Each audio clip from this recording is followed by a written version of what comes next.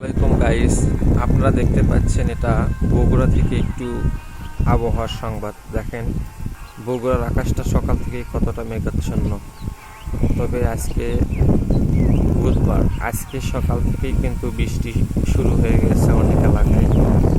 আগামী 72 ঘন্টার মধ্যে মানে আগামী 3 দিনের মধ্যে বগুড়া, রাজশাহী, রংপুর, পাবনা, খুলনা, মানিকগঞ্জ, সিলেট, হবিগঞ্জ, নড়াইল, মাগুরা, নরসিংদী, নারায়ণগঞ্জ, ফরিদপুর, বাগেরহাট, সাতক্ষীরা, ভোলা, মহেশখালী, দুপচাচিয়া, আদমদিঘি, কাহালু, সারিয়াকান্দি, গাবতলী, ধনুট, বালিয়াদিঘি, দুর্গাহাটা, শিলদহবাড়ি, গলাবাড়ি, মহিষাবান, এছাড়াও মিঠাপুকুর, রংপুর, পঞ্চগড়, লালমনিরহাট, দিনাজপুর, কুড়িগ্রাম, গাইবান্ধা, ঠাকুরগাঁও, এই সকল এলাকায় কিন্তু আজকে সকাল থেকেই ঝোড়ো হাওয়া সহ বৃষ্টির সম্ভাবনা রয়েছে।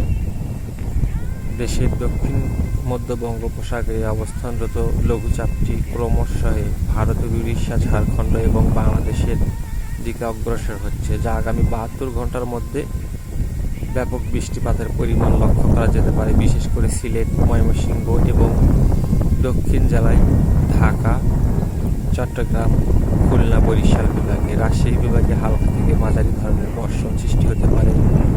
বুধবার ঠিক রাত্রি এবং সকাল থেকে এবং দুপুরের 2টার দিকে একটু মেঘাচ্ছন্ন থাকবে এবং হালকা বৃষ্টির সম্ভাবনা রয়েছে।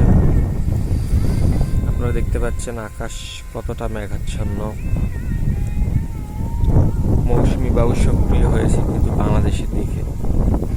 দেখেন আপনারা পশ্চিমের আকাশটার দিকে যদি লক্ষ্য করি, এটা বগুড়া থেকে বলতে গেলে এটা খুলনা বিভাগের দিকে পড়ে। দক্ষিণ পশ্চিম এটা খুলনার দিকে যাচ্ছে।